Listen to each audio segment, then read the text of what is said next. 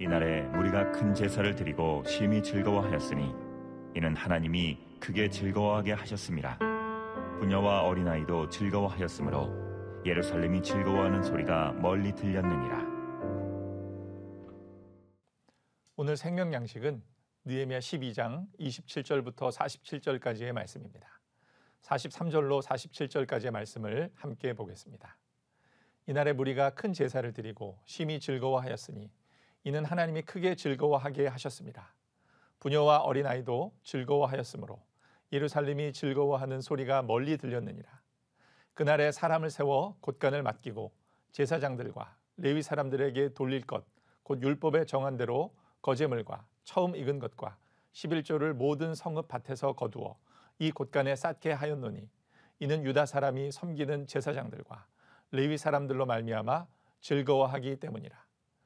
그들은 하나님을 섬기는 일과 결례의 일을 힘썼으며 노래하는 자들과 문지기들도 그러하여 모두 다윗과 그의 아들 솔로몬의 명령을 따라 행하였으니 옛적 다윗과 아삽의 때에는 노래하는 자의 지도자가 있어서 하나님께 찬송하는 노래와 감사하는 노래를 하였음이며 스룹바벨 때와 느헤미야 때에는 온 이스라엘이 노래하는 자들과 문지기들에게 날마다 쓸 몫을 주되 그들이 성별한 것을 레위 사람들에게 주고 레위 사람들은 그것을 또 성별하여 아론 자손에게 주었느니라. 오늘 본문 말씀인 성변 봉헌식의 기록은 이 느헤미야서의 절정이라고 할 수 있습니다. 이는 크게 세 부분으로 나눌 수 있는데 첫째 에스라와 느헤미야를 중심으로 백성들이 정결하게 된 성벽에 올라 행진하는 것입니다. 둘째, 봉헌식의 두 무리가 성전에서 모여 모든 백성들과 함께 큰 제사를 드리며 즐거워하는 것입니다.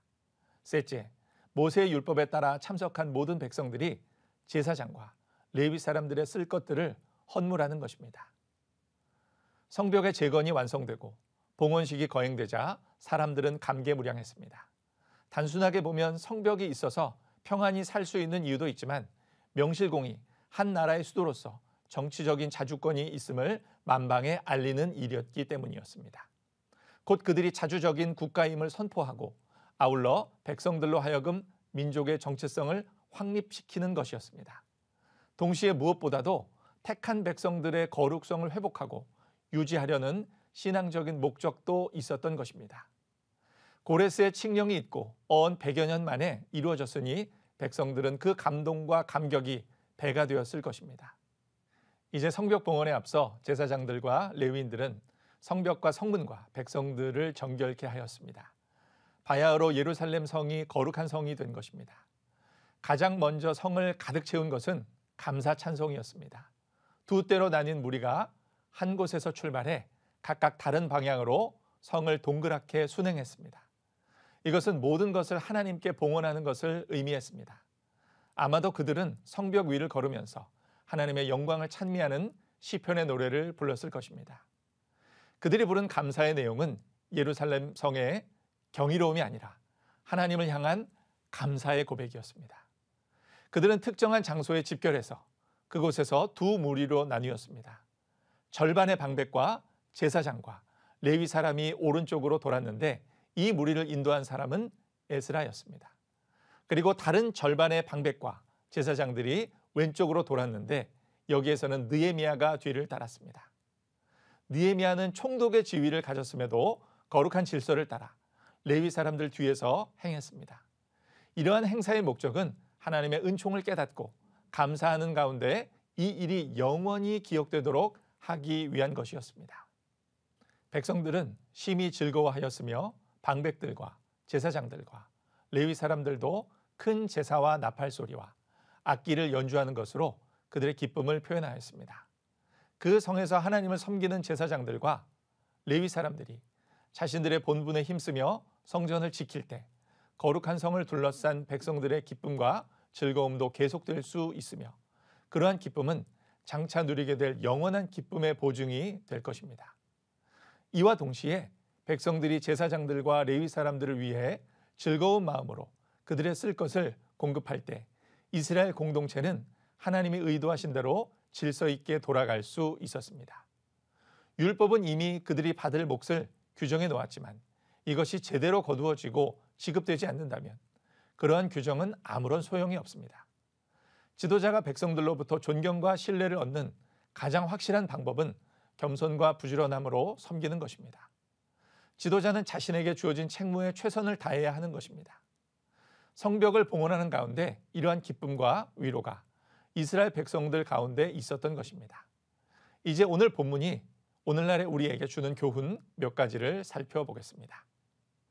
첫째, 느헤미야 12장 1절에서 26절까지의 말씀은 하나님께서 이스라엘 백성에게 제사장과 레위 사람들과 이러한 지도자들을 은혜로운 일꾼으로 주셨음을 확인하게 됩니다.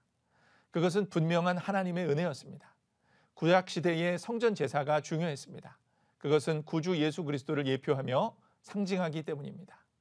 하나님께서는 이스라엘 백성에게 제사장들과 레위 사람들이 끊어지지 않게 하심으로 계속해서 그들에게 은혜를 베푸신 것입니다. 오늘날 역시도 하나님께서 세우신 이 시대의 교회들에서 충성하는 목회자들을 위해 또한 그 교회들을 감독하고 돌볼 장로들을 위해 부단히 기도해야 할 것입니다. 둘째, 이스라엘 백성들은 즐거이 성벽 봉헌식을 거행했습니다. 그들은 그 일을 위해 레위 사람들을 불러 모았고 제사장들과 레위 사람들 그리고 온 백성이 자신의 몸을 정결케 했습니다. 레위 사람들과 제사장들은 악기를 연주하며 하나님께 감사와 찬송을 올려드렸습니다. 지도자들은 사람들 앞에 행하지 않고 그들 뒤에서 겸손히 행진했습니다. 또 그들은 하나님의 말씀을 강론했던 학사 에스라를 앞세웠습니다. 그것은 그들이 하나님의 말씀을 존중하였음을 의미합니다. 또 온 백성은 하나님의 은혜로 여자들과 어린아이들까지도 크게 즐거워했습니다. 우리도 몸을 정결케 하고 겸손한 마음을 가지고 하나님의 말씀을 존중하며 기쁨과 즐거움으로 하나님을 섬기며 그에게 감사와 찬송을 올려야 할 것입니다.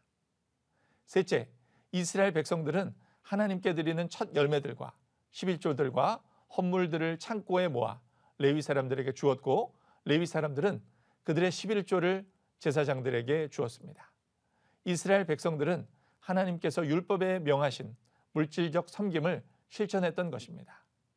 예수님께서는 너희를 위하여 보물을 땅에 쌓아두지 말고 하늘에 쌓아두라. 내 보물 있는 그곳에는 내 마음도 있느니라 라고 말씀하셨습니다.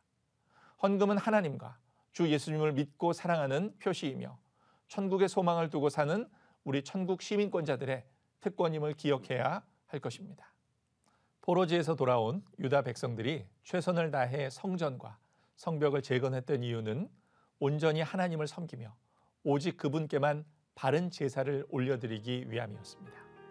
이 말씀을 읽는 오늘날 우리들이 행할 바는 하나님을 높여 찬양하고 오직 그분께만 영광 돌리는 일일 것입니다.